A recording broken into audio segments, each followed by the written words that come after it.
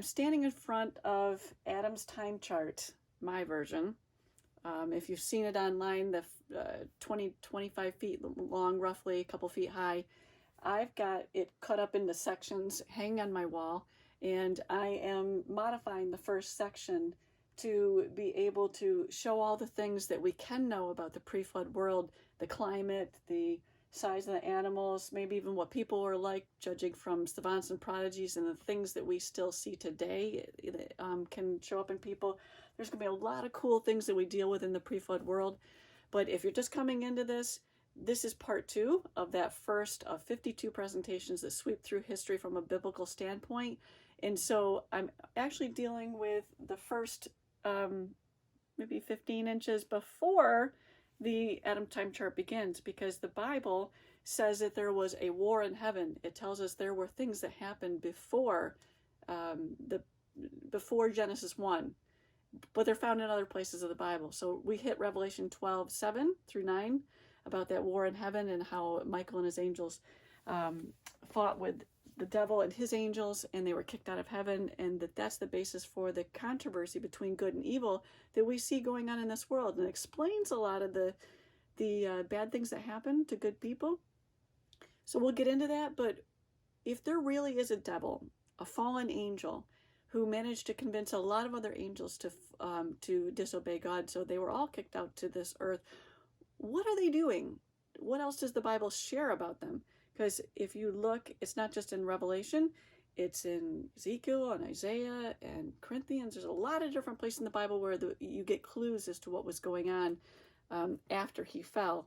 And so Adam and Eve, being seduced, and then her seducing Adam, that's all part of his attempts to deceive the human race and to just get back at God, just hurt him in any way he can, because he hates God. So what we're going to look at is, and I've got my computer here, I've got this in podcast form, I've got these coming out in like keynote presentations that I can present to people, but since I'm clueless on how to edit video and all that stuff, I'm just gonna kind of teach from my unfinished Adam's Time Chart, which should be printed by the end of this year. And so if you want to follow along in your Bible, this is 2 Corinthians 11 that we're going to hit this verse first. It's 11:14. 2 Corinthians 11, verse 14. And no wonder, for Satan himself transforms himself into an angel of light. So the first thing the Bible does is make it clear that he's not just some red-suited, horned pitchfork terrorizing people in hell. He's a being of immense intelligence and power. And apparently, after he fell, he started using all of those abilities that he had to deceive people. And he transforms himself into an angel of light. I'm not sure that you're going to be able to see this perfectly, but I need some graphics done like this. But here's one that will at least represent to you what he, is capable of doing. So, is he hideous? Probably not. He's probably, in most instances, that you don't even realize that he's interacting with your world. He can inhabit people. And you see that with Jesus being tempted by Peter. Now, Peter was a good disciple, and he loved Jesus and honestly wanted to follow him. It's not like Satan was possessing him in that sense. He was a good man, but he started thinking, well, you don't need to die on the cross. And when Jesus was revealing what was going to happen to him in the future, Satan basically spoke through Peter and said, no, you don't need to go through this, and Jesus had to say to him, get thee behind me, Satan.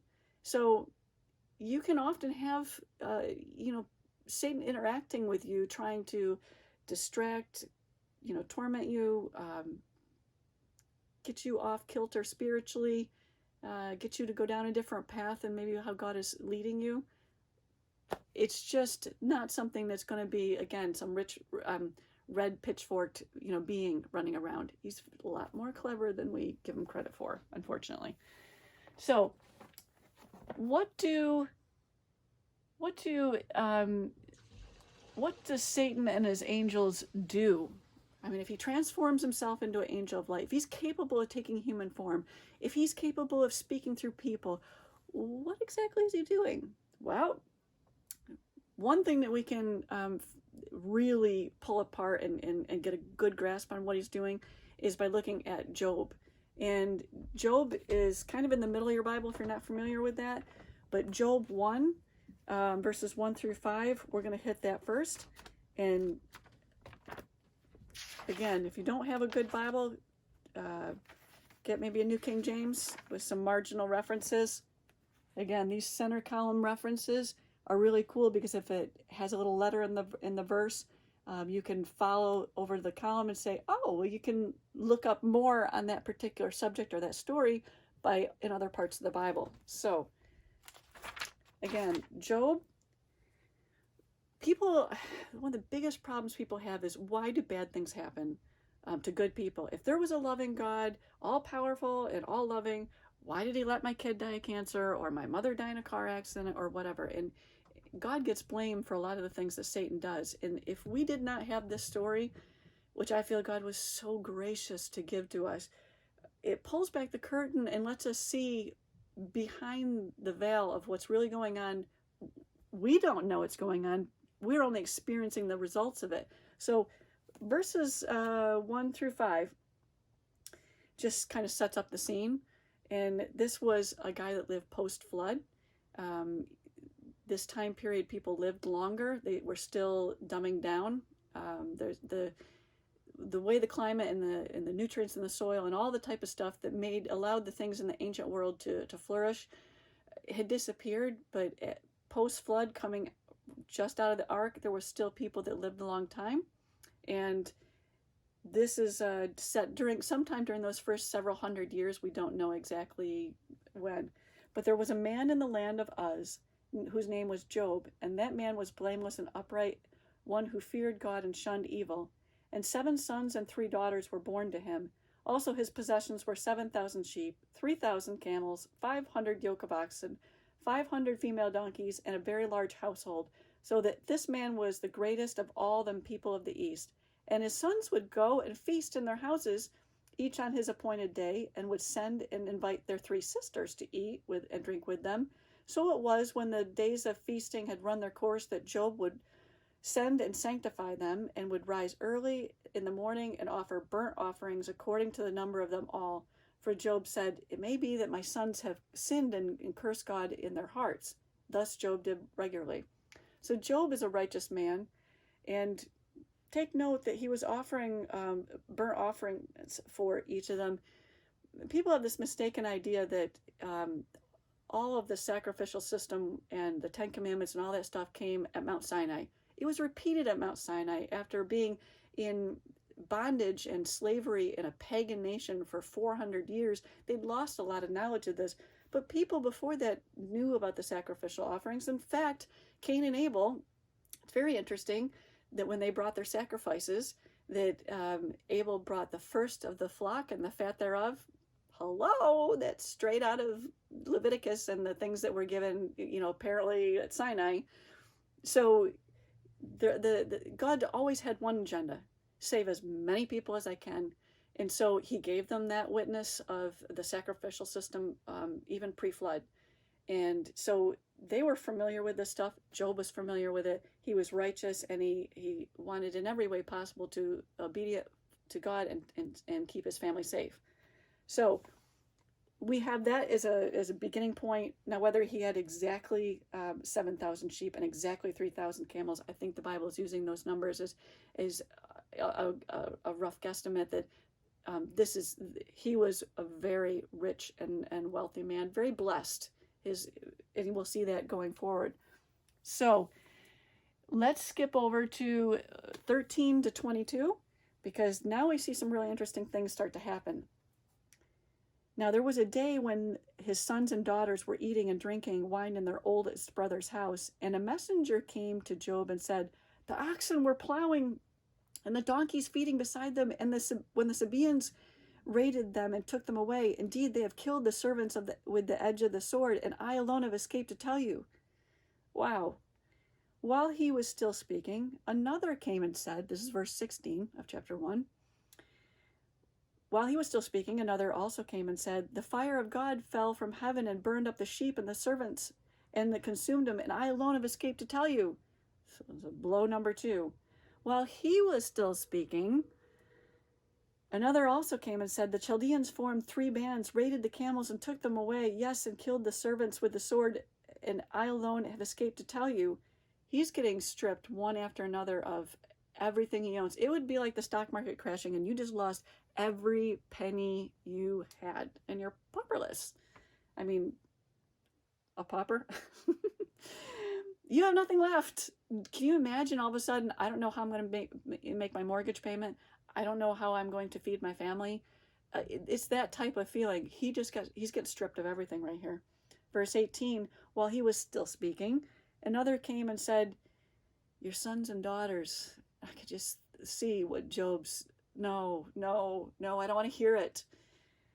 Your sons and daughters were eating and drinking wine in their oldest brother's house, and suddenly a great wind came from across the wilderness and struck the 4 corners of the house, and it fell on the young people, and they are dead, and I alone have escaped to tell you. Then Job arose and tore his robe and shaved his head, and he fell to the ground and worshipped, and he said, naked have I come from my mother's womb, and naked shall I return. The Lord gave, and the Lord has taken away. Blessed be the name of the Lord. In all this, Job did not sin nor charge God with wrong. This is amazing. For a couple of reasons. But in his perspective, naked came I from the mother's womb, and naked I shall return. The Lord gave, and the Lord has taken away. He has no other knowledge of than the fact that, well, I mean, I felt blessed all this time. I've been given so much in my lifetime, and now it's all gone, and I guess I just have to attribute it to God. He has no other way to know what's going on. But it's really cool, and if you hear some stuff in the background, my husband is doing some ventriloquism show for some kids. So anyway, we gratefully to God, I'm just so thankful that we have, we'll jump back to verse 6, because verse 6 through 12 then show exactly what was going on behind the scenes, the things that we can't know. So, as it says, now there was a day when the sons of God came to present themselves before the Lord, and Satan also came among them. And the Lord said to Satan, from where do you come? So Satan answered the Lord and said, from going to and fro on the earth and walking back and forth on it. And then the Lord said to Satan, have you considered my servant Job, that there's none like him on the earth, a blameless and upright man, one who fears God and shuns evil? So Satan answers the Lord and says, does Job fear God for nothing? And fear meaning respect, honor. Does Job fear God for nothing? Have you not made a hedge around him, around his household, and all around all that he has on every side? You've blessed the work of his hands, and his possessions have increased in the land. But now stretch forth your hand and touch all that he has, and he will surely curse you to your face. And the Lord said to Satan, behold, all that he has is in your power. Only do not lay a hand on his person. So Satan went out from the presence of the Lord. And then you see the verses that we read just a minute ago where he wipes out he steals all of Job's stuff and, kills his sons and daughters. So again, if we didn't have verses 6 through 12, all we would know is that, oh my goodness, God can be pretty brutal. Did you do something wrong? In fact, that's the rest of what Job, most of the chapters of Job, the book of Job, are, Job's friends trying to convince him that, well, you must have done something wrong because God doesn't, kill or hurt evil people. So you must have done something wrong and God's punishing you. No, that's not how it works. But they didn't know that because they didn't have, apparently, until after the story ends, God must have revealed to Job what had happened behind the scenes, or if he didn't reveal it to Job, at least by the time Moses wrote this book, Moses must have been divinely, given this information by by God so that he could reveal what had happened. But I think that Job did know shortly afterwards, because I think that God was in his mercy trying to make sure that the people post-flood had this knowledge of what's going on behind the scenes, because the knowledge of God they were losing it so fast. The apostasy post-flood was so rapid and so deep. And we're going to get into that when we get into the after the pre-flood world, when we get to Babylon and all the things that happen post-flood. It's going to be really cool. You'll love it. So anyway, I think if you're trying to answer the question, what is Satan and his angels doing, and why do bad things happen, I think that it's very helpful to pull back the curtain through this story, because this is, again, really gracious of God to give us this revelation of what's going on behind the scenes. Let's see. Some of the things that I would say that we're still struggling with this basic question, and the examples are, again, why did my cousin die of cancer, or whatever, and people didn't learn this lesson when God gave it to them post-flood. We see it all the way down through the centuries. You see it during Jesus's time. People ask him, well, why was this man born blind? Did he sin or his parents sin? And Jesus said, neither one of them, but that God might be glorified. And people think, well, exactly what does that mean?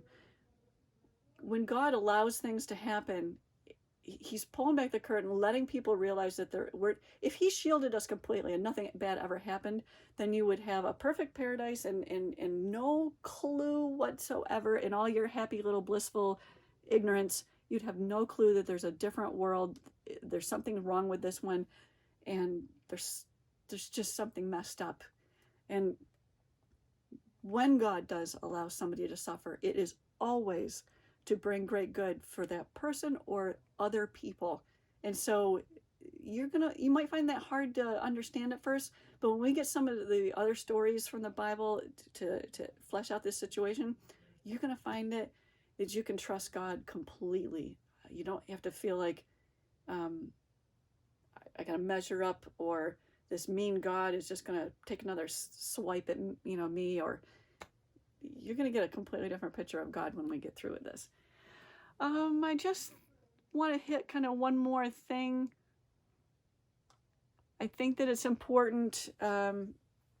Actually, I think, this might be getting kind of long, and I wanted to keep these probably to 10 to 15 minutes, and we're probably at that now. Why don't we stop there, and we'll come back for a part 3, and we'll pull this story apart a little bit more, because chapter 2 gets into more of it. So join me for segment 2 of that first of the 52 presentations that sweep through history from a biblical standpoint. All right. And again, if you got questions, you can email them in to BiblelandStudios@gmail.com, and I could maybe bring them up in some of the presentations going forward. Not sure I can hit everybody's question by email back, because I might get a lot of emails. Okay. Have a great day.